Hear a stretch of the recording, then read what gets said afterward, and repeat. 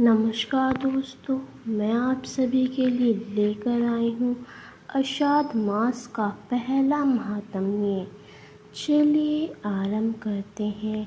नैमिषारण्य तीर्थ में श्री सूत जी ने 88,000 स्नान दी ऋषियों से कहा, अब मैं आपको आषाढ़ मास की कथा विस्तार पूर्वक सुनाता हूँ, जिसका श्रवण करने से मनुष्य के सभी पाप नष्ट हो जाते हैं और अंत में वैकुंठ धाम की प्राप्ति होती है। सूत जी ने कहा, श्री कृष्ण जी से अनुमति लेकर देवर्षि नारद के चले जाने के पश्चात सत्यभामा प्रसन्न होकर भगवान कृष्ण से बोली, हे प्रभु, मैं धन्य हुई, मेरा जन्म फल हुआ। मुझ जैसी त्रिलोकीय सुंदरी के जन्मदाता भी धन्य है, जो आपकी 16,000 स्त्रियों के बीच में आपकी परम प्यारी पत्नी बनी।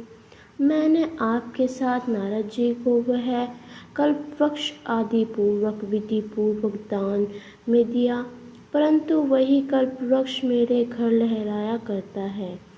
यह बात मृत्युलोक में किसी स्त्री को ज्ञान नहीं है। हे त्रिलोकीनाथ, मैं आपसे कुछ पूछने की इच्छुक हूँ।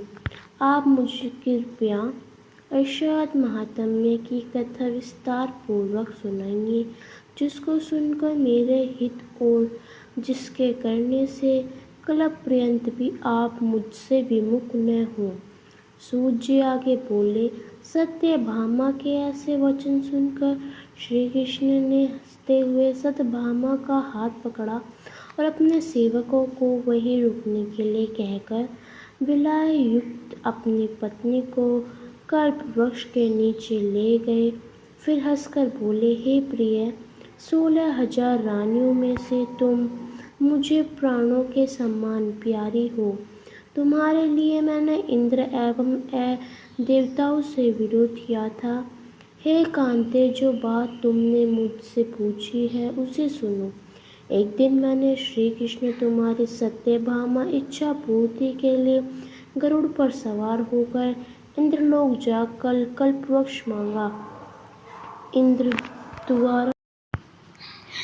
द्वारा मना किए जाने पर इंद्र एवं गरुड़ में घोर संग्राम हुआ और गोलोक में भी गरुड़ जी गौओं से युद्ध किया। गरुड़ की चोंच की चोट से उनके कान एवं पूंछ कटकर गिरने लगी, जिससे 3 वस्तुएं उत्पन्न हुई। कान से तंबाकू, पूंछ से गोभी और रथ से मेहंदी। इन तीनों का प्रयोग वाले की मोक्ष की नहीं मिलता तथा गौओं ने भी क्रोधित होकर गरुड़ पर वार किया, जिससे उनके 3 पंख टूटकर गिर गए। इनके पहले पंख से नीलकंठ, दूसरे से मोर और तीसरे से चकवा चकवी उत्पन्न हुई। हे प्रिय, इन तीनों का दर्शन मात्र से ही शुभ फल प्राप्त होता है। यह सुनकर सत्यभामा ने कहा, हे प्रभु, कृपा मुझे मेरे पूर्व जन्मों के विषय में बताइए कि मैंने पूर्व जन्म में कौन कौन से दान, व्रत व जाप नहीं किए हैं। मेरा स्वभाव कैसा था, मेरे जन्मदाता कौन थे और मृत्युलोक में जन्म क्यों लेना पड़ा। मैंने ऐसा कौन सा पुण्य कर्म किया था जिससे मैं आपकी आदरणीय हुई। श्री कृष्ण ने कहा, हे प्रिय, अब मैं तुम्हारे द्वारा पूर्व जन्म में किए गए पुण्य कर्मों को विस्तार पूर्वक कहता हूँ, उसे सुनो।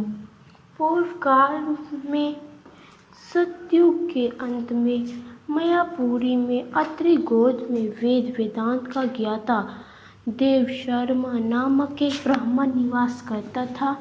वह प्रतिदिन अतिथियों की सेवा, हवन और सूर्य भगवान का पूजन किया करता था। वह सूर्य के समान तेजस्वी था। वृद्धावस्था में से उसे गुणवती नामक कन्या की प्राप्ति हुई। उस पुत्रहीन ब्राह्मण ने अपनी कन्या का विवाह अपने चंद्र नामक शिष्य के साथ कर दिया। वह चंद्र को अपने पुत्र के समान मानता था और चंद्र उसे पिता की भांति समान मानता था। एक दिन वे दोनों कुश व सुनिधा लेने के लिए जंगल में गए। जब वे हिमालय की तलहटी में भ्रमण कर रहे थे, तब उन्हें एक राक्षस आता हुआ दिखाई दिया। उस राक्षस को देखकर भय के कारण उनके अंग शिथिल हो गए और वे वहां से भागने में ही असमर्थ हो गए। तब उस काल के समय राक्षस ने उन दोनों को मार डाला। क्योंकि वे धर्मात्मा थे, इसलिए मेरे पास उन्हें वैकुंठ धाम में मेरे पास ले आए। उन दोनों द्वारा आजीवन सूर्य भगवान की पूजा किए जाने के कारण मैंने दोनों पर अति प्रसन्न हुआ। गणेश जी के शिव जी, सूर्य व देवी इन सभी की पूजा करने वाले मनुष्य को स्वर्ग की प्राप्ति होती है। मैं खोता हुआ भी काल और कर्मों के भेद से 5 प्रकार का होता हूँ। जैसे एक देवदत्त, पिता, भ्राता आदि नामों से पुकारा जाता है। जब वे दोनों विमान पर आरूढ़ होकर सूर्य के समान तेजस्वी रूपवान चंद्रन की माला धारण किए हुए मेरे भवन में आए तो वह दिव्य भोगों को भोगने लगेंगे। तो ये था हमारा अषाढ़ मास का पहला अध्याय। आपको कैसा लगा हमें कमेंट कर ज़रूर बताएं और अंत तक हमारे साथ बने रहने के लिए आप सभी का बहुत बहुत धन्यवाद।